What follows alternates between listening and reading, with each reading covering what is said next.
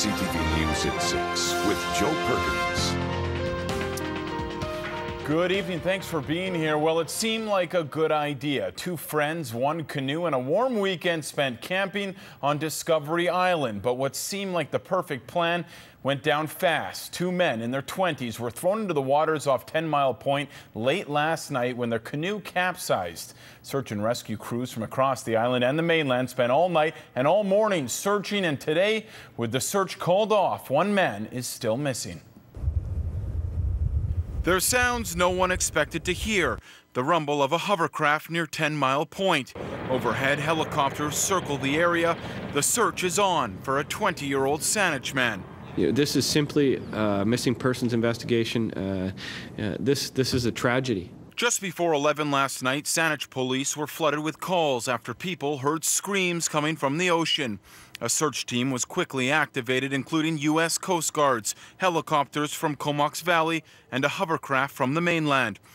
Just after midnight, some success. One of the 20-year-olds was found clinging to Todd Rock off Oak Bay. The canoe he was in capsized. He indicated that he had been in voice contact with his friend when he was on the rock, and he was yelling to him and trying to get him to swim to the rock. But then he lost voice contact abruptly and didn't hear from him again. The two had set out around 10 o'clock from Telegraph Bay Cove, headed for a night of camping on Discovery Island, but their blue canoe was swamped by a wave. According to the one man who was rushed to hospital, the two were in the water for nearly an hour before they were separated. Survivability in these cold waters is limited. Drugs and alcohol are not believed to be factors. What is a factor is a lack of any personal flotation devices on the part of these two young men. With no sign of the missing 20-year-old, the search was called off around noon. Saanich police are investigating, asking people to keep an eye open for the blue canoe and a neon green waterproof dry bag with camping gear that could be floating. For now, only one thing remains certain. Personal flotation devices will save your life. This is an instance where a PFD could literally mean the difference between life and death. It's a message police hope is heard to avoid another weekend tragedy that is not yet over. Police will continue their search from the shore. Well, staying on the water, we are into the hottest weekend of the year so far, and the temperatures aren't the only thing that are high. The risk for people in and around the water this weekend has shot right up, and it has officials reminding people to be safe. So what you're looking for in a PFD, you're looking for, does it fit the child properly? And it begins with life jackets. The Red Cross says the people most at risk of drowning are children between the ages of 1 and 4, as well as men between 15 and 44. More than 1/3 of all drowning incidents are related to alcohol. The same can be said for all boating accidents. When it comes to children, the Red Cross says almost 70% of all toddlers who drown are left alone. It can happen really, really quickly. And for every child that drowns, there's another 4 to 5 children that are either hospitalized and often have brain damage. On average, about 55 people die in BC each year due to drowning and water-related incidents. Almost all drowning deaths while boating are related to someone not wearing a life jacket or a personal flotation device, and often it's men involved. Men, the big risk is alcohol consumption and then being involved in water activities, whether it's driving a boat, whether it's playing in water, whether it's diving into water that they haven't checked for rocks. It's alcohol consumption and then high-risk activities. And also another high-risk area for men is where there's currents. So rivers, streams, especially right now when we still have a really strong flow from spring melt in the rivers, is just making sure that they are safe around those water and that they're not consuming alcohol. The Red Cross also wants to remind people to lather up with sunscreen. It was a scorcher out there today, and it looks as though tomorrow could be just as warm, if not warmer. And we will have a full look at weather coming up in just a moment. But first, police are confirming that 2 people are dead after a plane crashed into a soccer field in Vernon this afternoon. RCMP say the small aircraft took off from Vernon Airport before smashing into a field around 1:30 p.m. No one on the ground was injured, and the Transportation Safety Board is investigating. Well, the race is over. Victoria's Ryder Hesjedal has withdrawn from the Tour de France after sustaining a leg and hip injury during yesterday's crash-marred sixth stage. Today, the race's lone Canadian was planning to be back on his bike, but his team says Ryder could not pedal normally and was forced to pull out from the competition. The crash happened yesterday. Hesjedal was tied up with at least 24 riders in a nasty spill with only 26 kilometers left to go. The crash put him 13 minutes back from the leader and saw him drop to 108th place overall. Team doctor Prentice Stephan said the injury would only be worsened if he tried to ride today.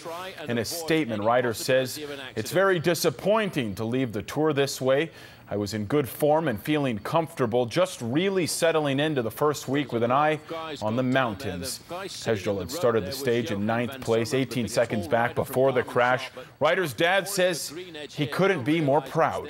Yeah, no, I'll always be proud of him. You know, he's done so much, for himself, for the family name, for the city, for cyclists in general.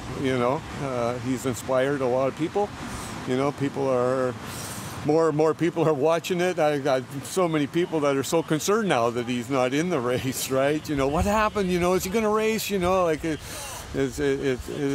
a real eye-opening that he's that famous in that ride that he's made for himself. But 7 other riders did not start the 7th stage, taking the number of riders knocked out in Friday's crash to 12. Ryder says he only took a few days off after his Giro d'Italia win before he started training again. His friends say Ryder was cycling better than they had ever seen prior to the crash. Yeah, it's brutal. It sucks. It's such high hopes, and he was on such great form for this to happen. Yeah, it's really sad. It's no good. Next up for Ryder, the Olympics. Ryder says he'll come home and train with medical staff to get ready for the Olympics, which begin later this month. Well, switching gears now, Saanich police are warning people in the Prospect Lake area to keep a close eye on their small children and pets following 2 reports of a cougar roaming the area. In one case, a homeowner saw a cougar in his yard. That happened yesterday evening. Police responded and patrolled the area, but they were unable to locate the cat. Saanich police are warning the public to stay on high alert. Well, from cats to dogs, Victoria's first line of defense against an earthquake, a disaster experts predict could strike sometime over the next half-century. And if it does, don't be surprised if a canine comes to the rescue. The dogs are search experts, and they know what to do thanks in large part to mission training camps like the one held today in the capital region. Once a year, search and rescue experts from across the world gather to assess their skills in preparation for the next emergency. Today, there were 28 dog teams from across Western Canada, including dogs from Slovenia, gathered to run through a series of emergency situations. Organizers say it doesn't matter where you go, emergency preparedness is an issue. Internationally, it's a problem. Locally, it's as much of a problem. And the second reason is for us, as I said, to assess whether we still need to improve certain area or certain member needs to improve in certain area. MLA Murray Cole welcomed the rescue teams to the island this morning before they were dispatched to several locations across the region. The dog teams were joined by military units and members of Victoria's USAR team. Several of the sites included disaster-like situations with rubble and people buried alive. Members from Victoria's search and rescue team say the scenario puts an emphasis on communication. Yeah, it's really important for these situations where safety is a factor to have good communication styles. You have different teams with different organizational structures, and you realize really quickly that you have to be adaptable, and how you've trained necessarily with your own team in your little corner doesn't always work. So you have to be open and flexible and willing to work with different groups, and that's part of the fun as well, just seeing what everyone's doing around the country and around the world. The simulation is scheduled to run until tomorrow. Also taking part are the U.S. Federal Management Agency. 5 locations across Saanich and Victoria are being used in the drills, but the details were kept secret to make the scenarios more realistic. The members involved were only notified on Thursday that the simulation was here in the city. Now to yesterday's $50 million Lotto Max jackpot. Have you checked your ticket yet? If not, we've got some bad news for you. The winning ticket was sold in Quebec. After going unclaimed for the previous 3 weekly draws, someone in Quebec has 50 million reasons to smile. In addition to the jackpot, 50 Max Million prizes of $1 million were also up for grabs, and there were 17 winning tickets for that $1 million prize. But again, some bad news. Vancouver Island struck out. 9 were sold in Ontario, 3 were in Quebec, and 4 in BC. But those 4 were in Vancouver, Nelson, West Bank, I should say. That's West Kelowna and Cranbrook. Been out on the streets of Victoria today. You've seen them, the brightly colored pride flags hanging from hotels, and they're in shop windows. It's Pride Week, and tomorrow marks the parade, a celebration of diversity for members of the gay, lesbian, and transgendered community. And the weather will be much better than last year. The parade starts at noon, and it will make its way down Government Street towards the legislature, finishing at McDonald Park in James Bay. At 1 o'clock, that's when the festival will kick off at the park. There's going to be entertainment and vendors and food, and I'm told will be a pretty good time. We will have a camera there tomorrow, and we'll have more tomorrow at CTV News at 6. Nice shot there. Good day to be on a beach. Welcome back. If you were in the Comox Valley today, you likely heard it. Tunes from day 2 of the Vancouver Island Music Festival. Thousands of people turned out, blankets and chairs, few coolers in hand to take in the 10th year of the festival and combat the summer heat. CTV's Jett Bassi has more. They're coming in big numbers to the Comox Fairgrounds. It's the 10th annual Vancouver Island Music Festival, a mid-island summer season highlight that brings music fans together with their favorite acts. The atmosphere, the people, everybody with a shared heart, all enjoying the same stuff. So we're getting people from as far away as England actually this year coming to the festival. The majority of them are Western Canadians. There are 6 stages, every one of them rocking. Fans bring their chairs and blankets and find a spot on the grass. Many clap along, and some find themselves lost in a musical trance. Been coming for about 6 years, and I enjoy the atmosphere and the music and yeah, everything about it. It's hot out. The thermometer hits 24 degrees. To beat the heat, they open up their umbrellas, wear sunglasses, and put on their hats. No hat, no good. For some, it was too hot. BC Ambulance Service treated several people suffering from heat stroke. To help people cool down, the organizers have mobile water stations throughout the venue. Getting a lot of people bringing their bottles, which is great, because that's what we're encouraging. The only thing hotter than the weather are the acts on stage. Musicians from around the world. Organizers say it's because of the lineup that they sold out. The history of the festival keeps growing and growing. We came very close to selling out the last couple of years. And then our marketing strategy was a little different as well. So we reached out a little faster.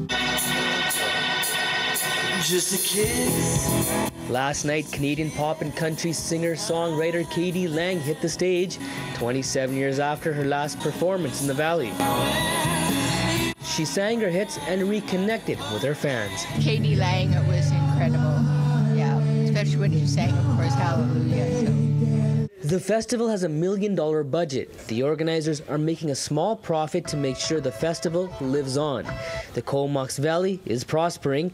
The economic spin-off from the festival will make the valley much greener. And for every $1 spent on producing a festival, there's $4 to $5 spent within the hosting community. So our spin-off should be somewhere between $4 to $5 million. They expect 10,000 people at the 3-day festival. Gates open at 9 a.m. and the bands will play till midnight. Tonight, the Sheepdogs will be on the main stage, so if you're coming, make sure you bring a hat and keep cool by refilling your water bottle. Jett Bassi, CTV News, Comox. Welcome back. Well, you have heard of walkathons and telethons and marathons, but how about a yogathon, a full day of twisting and turning, not in an air-conditioned room, but rather outside in the heart of downtown with the summer heat pouring down. It's being billed the first yogathon in the city, a full day of yoga at Centennial Square. The yogathon is being held to mark a year of expanded programs at the Kool-Aid's Downtown Community Center on Pandora.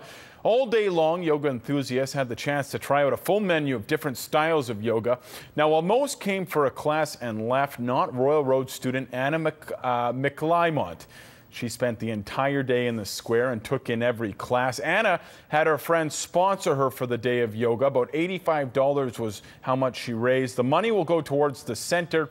She says yoga helps her stay relaxed during what can be a stressful school year. After umpteen hours of, of yoga today, how relaxed are you? I'm pretty relaxed. I'm reaching the kind of tired point, but I think it'll be worth it, and it will give me a lot of energy to make it through the school week this week. So. The Downtown Community Center is at 755 Pandora Avenue. For more information, you can log on to dcc@koolaid.org.